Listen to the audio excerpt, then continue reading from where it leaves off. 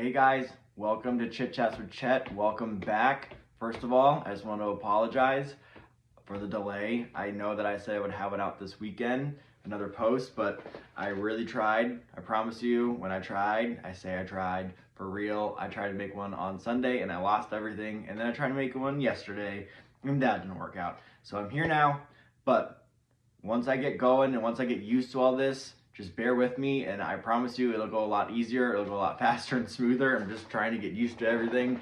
But also, I just want to say thank you to the people that have actually subscribed already from Nick's channel. It's been a big blessing and a big encouragement, so thank you seriously for that. You have no idea how much that's been helpful and how much that has really been encouraging for me. But what I wanted to kind of talk about is going back to what Nick and I were speaking about with Bill Gates and the sun. And if you don't really remember that, just go and find a simple search on the internet about Bill Gates and the sun, and he's trying to dim it basically. And God just kind of spoke to me about that specifically, and that's just kind of what I wanted to touch base on again today. So, like I just said, Bill Gates is trying to control the sun. Specifically, he's trying to dim it. And biblically speaking, God spoke to me in Isaiah 24, verse 23. And this is coming out of the New Living Translation.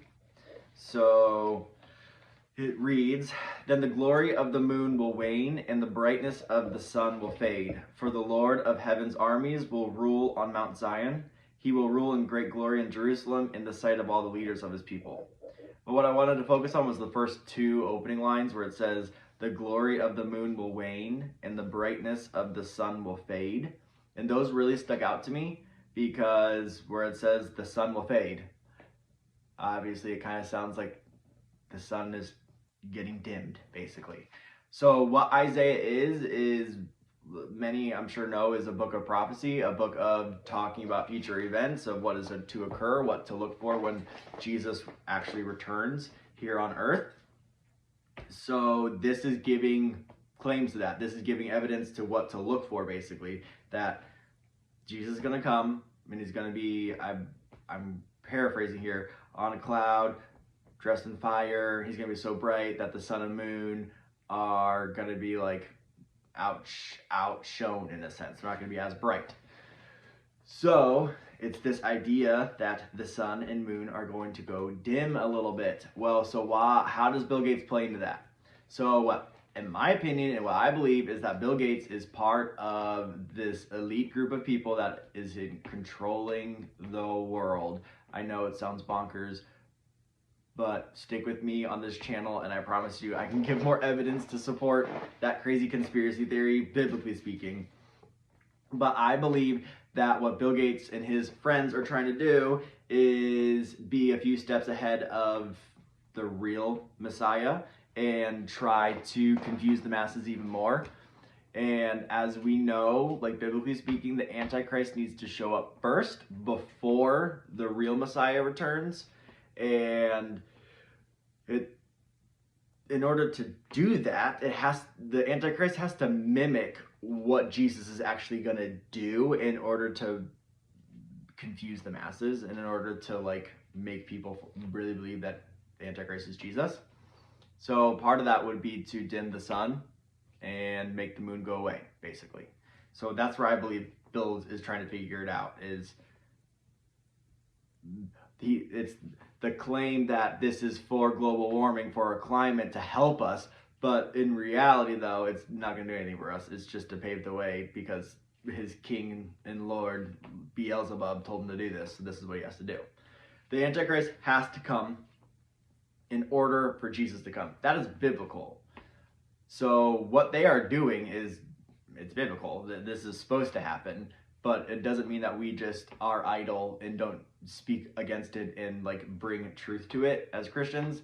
I've had some pushback from people saying that me talking about this stuff is kind of prolonging the return of Christ, and I find that laughable because I am nobody, and who am I going to be talking about this stuff to delay the return of the Messiah? I really doubt it. But we are called to bring awareness to this because so many people are falling into this trap. So many people are falling into this belief, and it's not truthful. And I just worry about future generations. If this isn't being taught to the next generation, and the Antichrist does show up in 6 generations from now, let's say, that's just a figurative number and just a guess. Would they be aware of it? Like, would they know that, like, you know, a guy named Bill Gates decades ago was trying to do this stuff? Would they be aware of it? I don't know. And so that's just where I'm at with it. I want to spread the truth with everything. But going back into the post, going back into what we're talking about, God also kind of pushed into me to go back into Isaiah 24 and kind of pick it apart some more. So in Isaiah 24, 17 through 18, this is in the Christian Standard Bible version. It says, "Panic, pit, and trap await you who dwell on the earth. Whoever flees at the sound of panic will fall into a pit, and whoever escapes from the pit will be caught in a trap, for the floodgates on high are shaken." So the key words that stuck out to me were panic, pit, and trap. And that just spoke volumes to me, because what is panic? Panic is fear. And fear is the number one way Satan is pushing his agenda and is controlling the earth, is through fear. I'm actually going to post about that in another post later in the future, of fear of the Lord versus fearing Satan in a sense. But panic is fear. So when I was praying about it, it kind of led into panic leads to a pit. The pit leads to a trap. So the pit to me that's a whole other biblical kind of topic too. Like, what is this pit? Hell, the pit, all that stuff. I'm not talking necessarily about that. I believe this is in reference to it, but I think just for the sake of spirituality and just kind of everything going on, I think that God kind of spoke about the pit to me is a collection. It's a controlled situation. It's a time of waiting.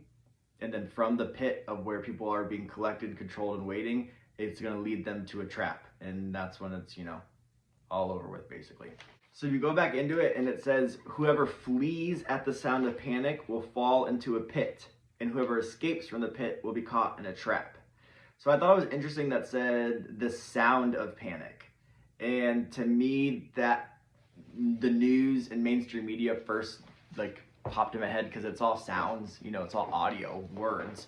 But words are powerful. Words create energy. Words create chaos. Words create order. So I just thought it was interesting that whoever flees at the sound of panic will fall into the pit. So whoever believes in the hype, whoever believes in everything going on, whoever believes that, Bill Gates controlling the sun is a good idea, that it's for some global, betterment of our society, but it's not. So whoever flees at the sound of panic will fall into a pit. Whoever believes it will be stuck, will be controlled, will be in this waiting time of when your rights are getting stripped, your spirituality is getting stripped, you and your Christianity is getting stripped. It's this time of waiting. It's this collection of something else is going to happen. And then whoever escapes from the pit will be caught in a trap. So even if you try to get out of this, even if you're become aware and try to get out, it's indicating that it's still hard to even get out. By that point, you're crippled in this pit. You're stuck now. You're part of the narrative. You're in this trap. And that just really was interesting to me, that I don't necessarily believe that Jesus can't redeem anybody, or you can't get out of any situation. I truly wholeheartedly believe that you can get out of any situation, that Jesus can redeem and forgives anybody and everybody if they so are willing to ask for it and believe in it 100%. But I think this is more so along the lines of saying whoever escapes from the pit will be caught in a trap, meaning people are going to be so deceived and so misled that they believe this, that they will argue tooth and nail that this is truth, and that whatever the situation might be that the government puts on us or makes us try to do or take away, people just believe it because it's for the betterment of man, because it's doing your due diligence to not, go kill grandma.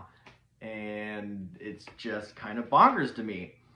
So that's kind of what God spoke to me about Bill Gates dimming the sun. I truly, truly believe it's part of a prophetic word. I truly believe it's paving the way for the Antichrist 100%. I believe that they have to be a few steps ahead of the real agenda, of God's agenda, which ironically, them doing this is part of God's agenda because the Antichrist 100% has to show up first before the real Christ returns. And so have at it, Bill and your friends. Go for it. You all can do this because it's just going to make Jesus come back, the way that's supposed to happen. But be on the lookout. We're supposed to be on the lookout. We're supposed to be on guard. We're supposed to be exposing this stuff. Dark to light 100% is part of my mission with this channel.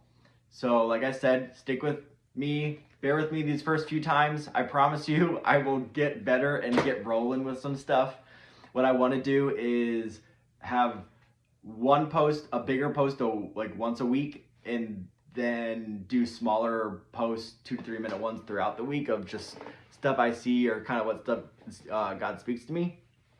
But like I said, bear with me, but I promise you I will get this going and it'll be a lot faster, a lot smoother once I understand everything. All right, well, I hope you guys have a good week and a safe week, and don't fall into the trap. Just keep on the lookout and pray for specific things. Remember, we are fighting a spiritual battle. We are just vapors in the wind. But this is more of a spiritual thing than anything else, so just be on guard. I hope you guys have a good and safe week. Thank you for subscribing again. Thank you for taking the time out of your day to listen to this. And just keep looking for more posts, and I promise I will make another one coming up in a few days for sure. Well, thank you again for subscribing. I hope you guys have a good week. See you later.